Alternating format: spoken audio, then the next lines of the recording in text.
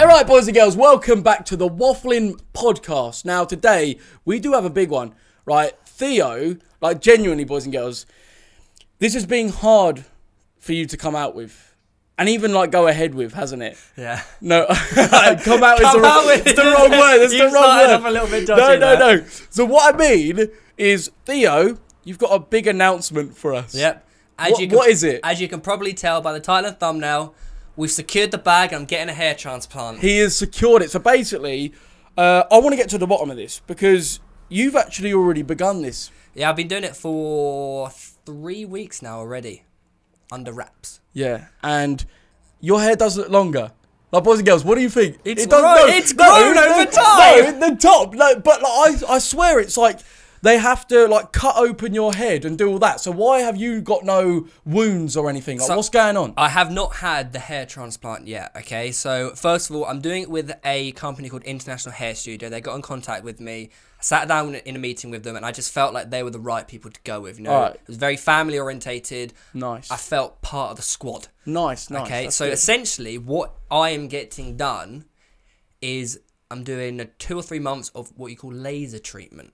So is that like what they just put you under a laser for a certain amount of time? So is that I didn't realize this. So I literally go into a room, sit down, and you know when like women get like their blow dry and like a big, you know, like a big helmet thing, and you just sit there and the laser encourages blood to go to your head, so it helps increase the blood flow and increases the strength of the hair and encourages more hair to grow. More growth. So more growth. Can you expect to see any real difference from just that? And secondly, can that alone over a period amount of time be enough? Like, do you actually need major surgery afterwards?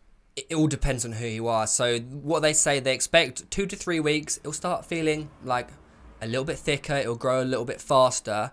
Then after, I think, like 6 to 8 weeks, you start seeing these little you see how this little gap here? Yeah. The little hairs will start to grow back. So will it be like stubble? Or like when you shave your... I think it's finer hair. It's like finer hair. Bum fluff. Bum fluff, so you'll be like a okay. teenage boy. Yeah. That's cool. No, but to be fair, if that can happen just from the laser, at what point will you just be told or decide whether you need to have like your head chopped? What do you get your head chopped up? Like, what is it? Do I get my head chopped off? No. What is it? So I had 2 options of choosing between. Okay, option number 1 was getting the hair transplant and keeping all of this on top. So they take it from the back so out in Turkey in some places they take like a strip from the back. Wait, so just quickly, you are getting like the head. I am getting the full on. So they are gonna open up your head.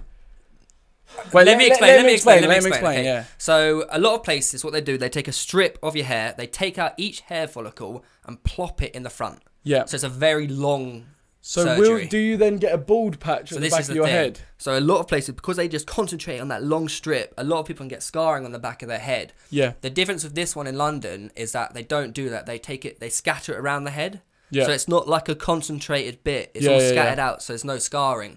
So they take out each individual hair follicle and plop it in the follicle over here. Yeah. Okay, cool. So there was 2 options. One option was not shaving and working around it. Yeah. Which obviously is be ideal for a lot of people. But I feel like if you wanted like the full thing, you have to go for the clean shaven because then they get to make it thicker, fill out, and you never know, this bit right here may go in the future. Fade. So you're gonna get your whole head shaved bald.